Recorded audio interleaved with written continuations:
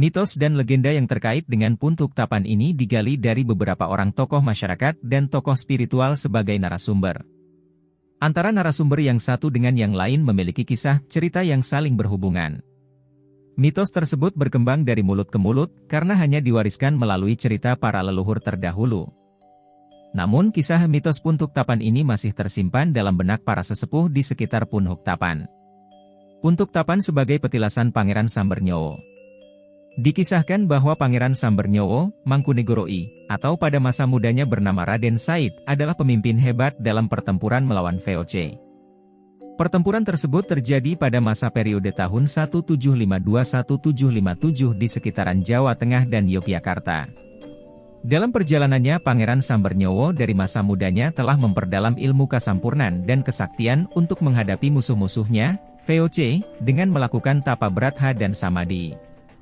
Petilasan Pangeran Sambernyowo yang terkenal saat ini di wilayah Kecamatan Ngawen adalah Gunung Gambar. Petilasan Pangeran Sambernyowo di Gunung Gambar sampai saat ini masih dikunjungi oleh para peziarah dan penekun spiritual Kejawen. Pangeran Sambernyowo dalam perjalanan spiritualnya, banyak singgah di tempat-tempat yang beliau anggap memiliki daya spiritual dan magis yang luar biasa. Puntuk Tapan memiliki hubungan yang erat dengan situs pertapaan Pangeran Sambernyowo di Gunung Gambar. Puntuk Tapan menurut cerita para sesepuh dahulunya merupakan tempat yang disinggahi oleh Pangeran Sambernyowo, Mangkunegara I, dan melakukan pertapaan. Pangeran Sambernyowo setelah melakukan pertapaan, teteki, di puncak Gunung Gambar. Beliau turun untuk melanjutkan perjalanan spiritualnya. Pangeran Sambernyowo berjalan menuju arah selatan, dan sampailah di Puntuk Tapan. Beliau melakukan pertapaan beberapa hari di Puntuk Tapan. Dalam tapa berathanya, Pangeran Sambernyowo mendengar ada tetabuhan di puncak Puntuk Tapan, maka beliau bergegas menuju tempat suara gamelan tersebut. Pangeran Sambernyowo mengambil sebuah bende dari beberapa gamelan yang ada. Bende tersebut dibawa Pangeran Sambernyowo ke Keraton Mangkunegara.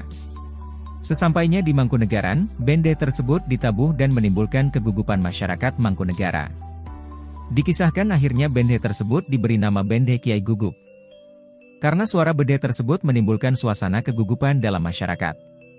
Saat ini tidak banyak diketahui di mana benda pusaka tersebut, namun banyak orang memperkirakan bende Kiai Guguk tersebut disimpan sebagai pusaka Mangkunegaran. Konon dahulu setelah Pangeran Sambernyowo meninggalkan Puntuk Tapan ini, beliau berujar besok yen wus tumekan raharjaning praja.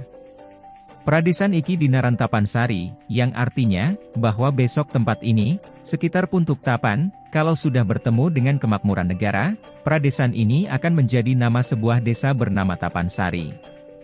Dari kisah tersebut, setelah ada penduduk yang tinggal dan menetap, wilayah di sekitar Puntuk Tapan ini diberi nama Tapan Sari.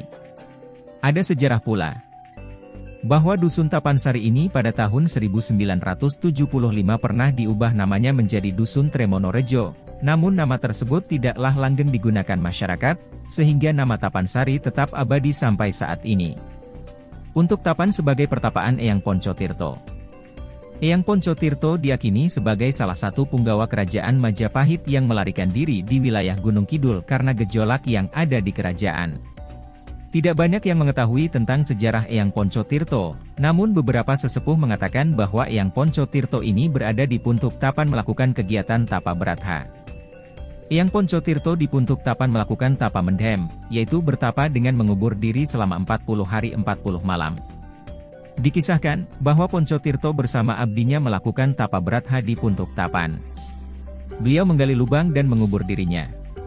Beliau berpesan kepada abdinya untuk menjaganya, yaitu dengan memberikan tanda berupa tali yang ikut dikubur bersama Eyang Poncotirto.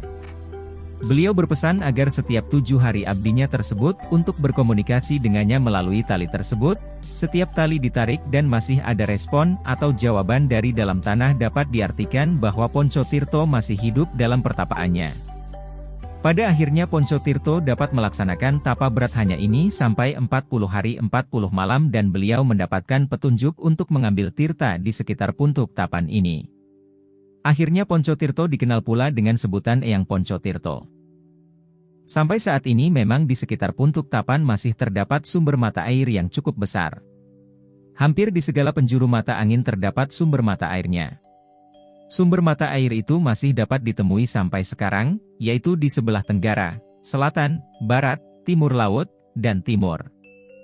Namun demikian, beberapa sumur atau sumber mata air saat ini sudah tidak ada, karena berganti menjadi lahan pertanian penduduk sekitar. Dari keterangan para tokoh masyarakat dan sesepuh di Tapansari, bahwa yang menjadi sumber air Puntuk Tapan adalah Sendang Sumur Kepil, yang terletak kurang lebih 1 km di sebelah utara Dusun Tapansari. Sampai saat ini, Sendang Sumur Kepil dipergunakan penduduk untuk memenuhi kebutuhan sehari-harinya. Pada musim kemarau pun, sendang ini tidak pernah kering. Puntuk Tapan sebagai tempat musyawarah Raden Said, Ki Ageng Giring, dan Ki Ageng Wonokusumo. Menurut sejarah dan mitos, dikisahkan pula bahwa Puntuk Tapan ini dipergunakan oleh para tokoh spiritual untuk melakukan musyawarah dalam menentukan kebijakan dan tempat untuk melakukan kegiatan spiritual. Pada waktu itu, setelah kerajaan Pajang tentram dari huru-hara perebutan tahta kerajaan pada waktu itu, maka Ki Ageng Pemanahan diberikan tanah yang nantinya menjadi cikal bakal berdirinya kerajaan Mataram. Ki Ageng Pemanahan memiliki sahabat yang sudah dianggap sebagai saudaranya, yaitu Ki Ageng Giring. Keduanya gemar melakukan tirakat dan bertapa, apalagi ada ramalan dari Sunan Giri, yang menyatakan bahwa keduanya akan melahirkan raja-raja besar di tanah Jawa. Dikisahkan Ki Ageng Giring melakukan perjalanan spiritual menuju arah selatan. Pada saat itu diceritakan bahwa Ki Ageng Giring melakukan perjalanan bersama Ki Wonokusumo. Sesampainya di Bayat, beliau bertemu dengan Raden Said. Mereka akhirnya melakukan perjalanan dari Bayat menuju Gunung Gambar, dan akhirnya sampai di Puntuk Tapan. Di Puntuk Tapan mereka beberapa hari tinggal dan melakukan pembicaraan, musyawarah, mengenai perjalanan mereka. Di Puntuk Tapan ini, dikisahkan bahwa Ki Ageng Giring dan Wonokusumo memutuskan untuk melanjutkan perjalanan ke arah selatan. Dan Raden Said akan melanjutkan perjalanan ke arah timur. Singkat, cerita perjalanan Raden Said menuju arah lereng Gunung Lawu, dan Ki Wonokusumo sampai dan tinggal di Wonontoro. Selanjutnya, Ki Ageng Giring melanjutkan perjalanan ke arah selatan dan menetap di Sodo, yang sekarang dikenal dengan nama Desa Giring. Puntuk Tapan sebagai kerajaan gaib para lelembut. Puntuk Tapan menurut pendapat beberapa penekun spiritual memiliki daya spirit yang sangat tinggi.